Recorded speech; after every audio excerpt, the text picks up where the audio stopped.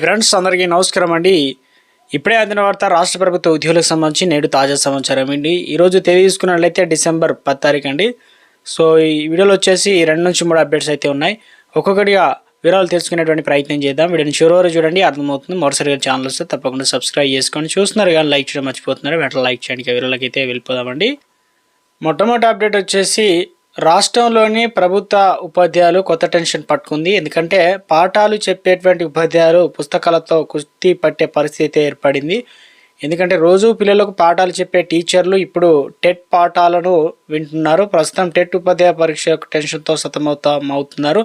అంటే ఉద్యోగంలో ఉన్నప్పటికీ తాజా నిబంధనల ప్రకారం టెట్ అనేది క్వాలిఫై కావడం తప్పనిసరి కావడంతో 45,742 మంది టీచర్లు పరీక్షకు సిద్ధం కావాల్సిన పరిస్థితి అయితే ఏర్పడింది. అయితే పరీక్ష కేవలం సమయం అనేది 45 రోజులు మాత్రమే ఉండడంతో సిలబస్ తాము బోధించని ఇతర సబ్జెక్టులు కూడా ఉండడంతో మెజారిటీ ఉపాధ్యాయులు తీవ్ర ఆందోళనకు గురవుతున్నారు. పరీక్షలో కేవలం నెలన్నర సమయం మాత్రమే మిగిలి ఉందని, జనవరి 16 నుంచి ఎగ్జామ్స్ ప్రారంభం కానున్నాయి. పైగా వీరు విధులు నిర్వహిస్తూనే పరీక్షలు ప్రిపేర్ కావాల్సి ఉంటుంది. విధులు ఆలస్యం, కుటుంబ బాధ్యతల మధ్య తక్కువ టైం క్వాలిఫై అయ్యేంత సిద్ధం కావడం కష్టమని పలువురు టీచర్ కూడా చెప్పే ప్రయత్నం చేస్తున్నారు. అయితే ప్రభుత్వ పాఠశాలలో పనిచేసిన ఉపాధ్యాయులు టెట్ తప్పనిసరి అని సుప్రీంకోర్టు ఆదేశాలు అయితే జారీ చేసింది. దీంతో రాష్ట్రంలోని సుమారు 45,000 మంది టీచర్ల ప్రభావం కానుందన్నమాట. దీంతో కొత్త నియామకాలు మాత్రమే కాకుండా పదోన్నతులు కూడా టెట్ అర్హత తప్పనిసరి కావడంతో ప్రభుత్వం విధుల్లో ఉన్నటువంటి ఉపాధ్యాయులు టెట్ పరీక్షలో సిద్ధమవుతున్నారు.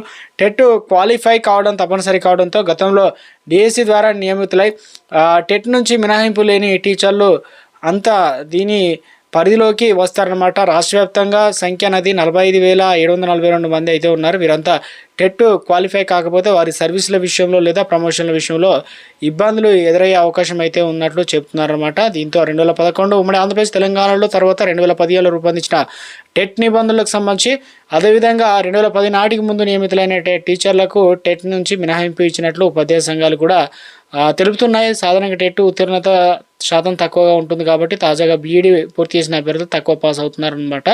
సో మొత్తానికి ఉద్యోగులకు సంబంధించి ఒక అప్డేట్ అయితే రావడం జరిగిందండి.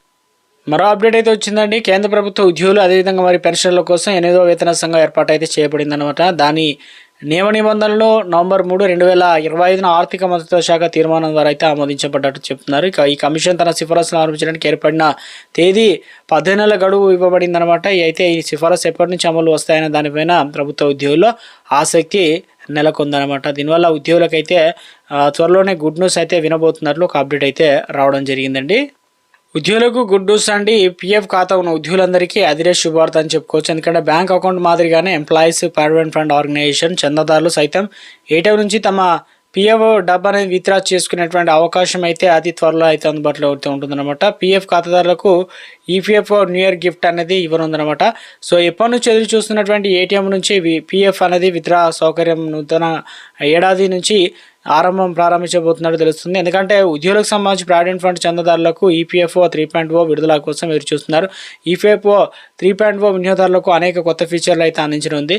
ఈ ఫీచర్లు ఒకటి ఏటీఎం యూపీఐ ద్వారా ఈపీఎఫ్ ఖాతా నుండి నిధులు ఉపసంహరించుకోవడం. ఈ కొత్త వ్యవస్థ కింద ఖాతాదారులు ఏటీఎం లేదా యూపీఐ ద్వారా వారి ఖాతాల నుంచి పిఎఫ్ నిధులు అనేది విత్డ్రా చేసుకోవచ్చు. ఈపీఎఫ్ఓ 3.0 ఎప్పుడు అమల్లోకి వస్తుందనేది అధికార తేదీ అనేది ప్రకటించలేదు.